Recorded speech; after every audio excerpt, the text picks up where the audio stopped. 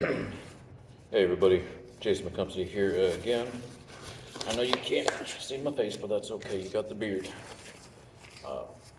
We're doing a continuation of the wooden tail jab here. Let's see, as you can see, I have my resin, or my fiberglass sheeting here. I sanded everything down. It looks nice and smooth here. It's not exactly straight, but that's also what this is for. Actually, might get a little more on there before we do this. To start the video here, fiberglass sheeting, fiberglass resin, fiberglass hardener. And all we're doing now is this is noisy, but this is good and solid in here. We soaked, before we did anything, this got soaked in basically super glue, which hardened everything up. It was just a soft wood. It was a piece of dial rod, so it wasn't anything special wood-wise. So we soaked it in super glue, or a type of, I forget what type of super glue it was, but it was very fast drying glue, and you soak it and it seals everything up, makes it good and hard. We fitted it inside here about half an inch to a quarter of an inch maybe, up to about here, so that way it sat inside the tail. It wasn't just flush on the tail. We needed something in here for rigidity and for it to glue to. You can see my my epoxy on the outside there. That's what the gray stuff is. I'm gonna go give this an extra quick sand here before we get started. I'll be right back. Gotta go grab my sander. Get that off of there. We wanted this to be a smidge smaller than the exact size that we wanted things to be.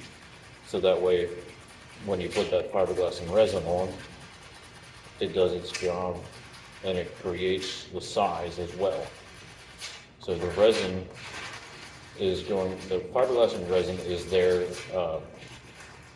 number one, to seal it again, but it's also to give it the strength that it needs not to come apart, not to fall off.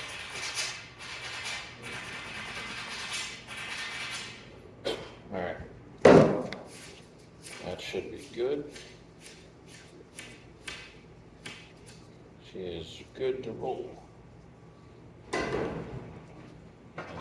I'm doing my best here to get a camera angle that you guys can see, but I don't have the best room on this table for that, but we'll make it work. Got my brush. Hold on.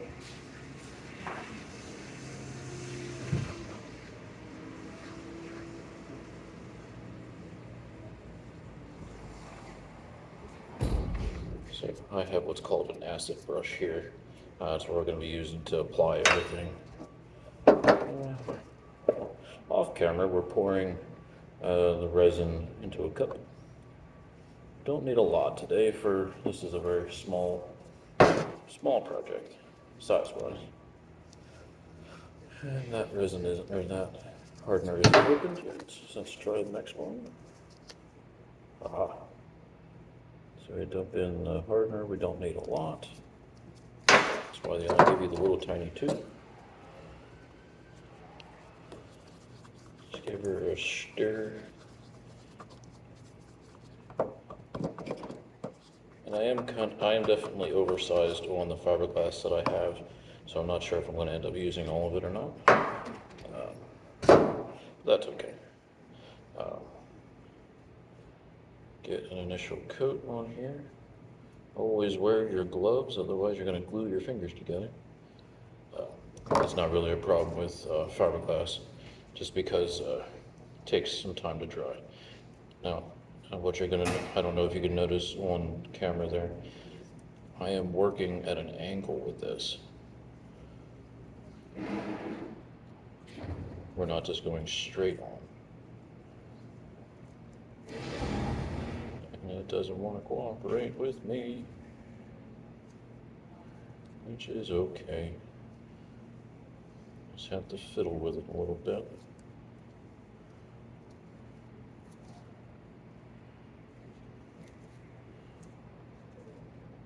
Why don't you want to go on?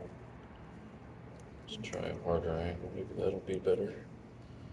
It's getting that initial piece underneath there that doesn't want to cooperate.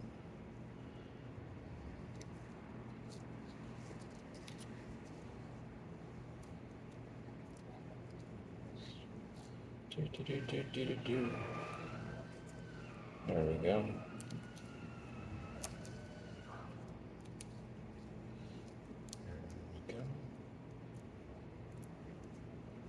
Make sure we smooth everything out. Make sure we are soaked to the bone, as it were.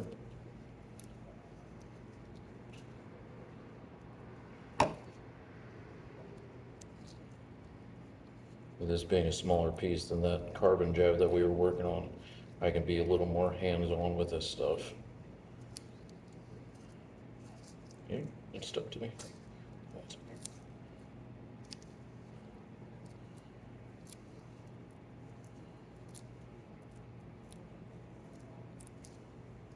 Make sure we got as much on there as we need.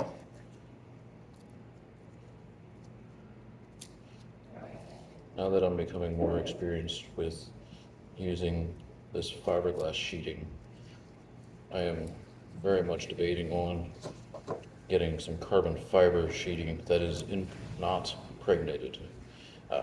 So fiberglass sheeting, and not fiberglass, excuse me, carbon fiber is impregnated with a glue, and you would normally put it into a high temperature oven and it would cure. Instead, you can also get it in sheet form, like what we're using now with this fiberglass. And you would just have to do basically what I'm doing now and use a resin of sorts of your choosing and go through and do exactly what I'm doing. The difference is it won't be so stringy like fiberglass is.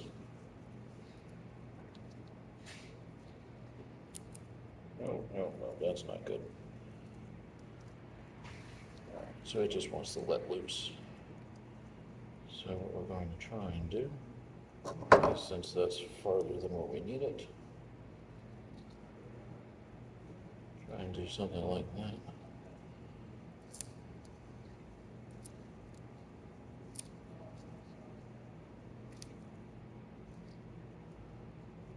Come back here, we're going to wrap it again. Like I said, this stringy, frizzy piece back here that I'm using the strings out of isn't going to matter because it's just going to get sanded or cut off. We can get these extra pieces off of here and get them out of the way. Come on, my finger. So, I know I said I'm getting better. It might not look it.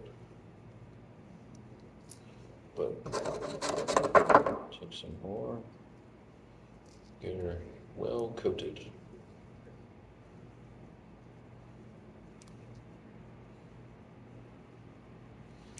Like I said, after doing this, the fact that this is a piece of wood underneath there, it won't even matter a bit. This fiberglass will give it plenty of, I knew that was going to happen, plenty of strength.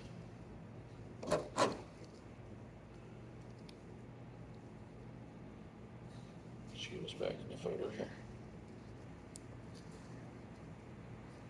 Make sure the end is sealed up. And this stringy mess that looks like a fishing lure will now cure and harden. Will be cure and harden. You get the picture. It's going to cure, it's going to harden, we're going to sand it down, test it, just make sure everything is good to go. I have to check the length again, just to make sure that we are the right length, which we should be after putting this on. Excuse me. So as this cures and hardens, we'll sand it down and it'll be pretty. It'll be nice, smooth, nobody will know the difference. It'll last forever. That's the point. So again, we're doing this, number one, fix a good job. Number two, working on my fiberglass ability. And number three, learning, which really those 2 and 3, I think, are the most important out of that. We're learning and we're keeping a good javelin on the field, because we definitely don't want to see this leave. It's a good javelin. It's a very, very good javelin. One of my favorites that I've ever thrown. So, again, I think this is going to be, well, pure, whatever. It's going to be good. So, it is now finally 6-something in the morning. I'm going to go do the rest of my job. So I wanted to come back on here to show you guys the finished product. So this is said javelin. There is your repair. Fiberglass and resin to the tail. The javelin is now 6,000. So it was 6003.5, and it needed to be 6000. So we are just on the brink of being long enough. When we go to reassemble, we will make sure everything is good to go. I might have another one of these points floating around that might be a little longer that we could throw on there. We'll worry about that when we put it together. I still have to hear from the owner. So we will make sure it is good to go and ready to fly. So stay safe, throw far, take care of yourselves, take care of each other.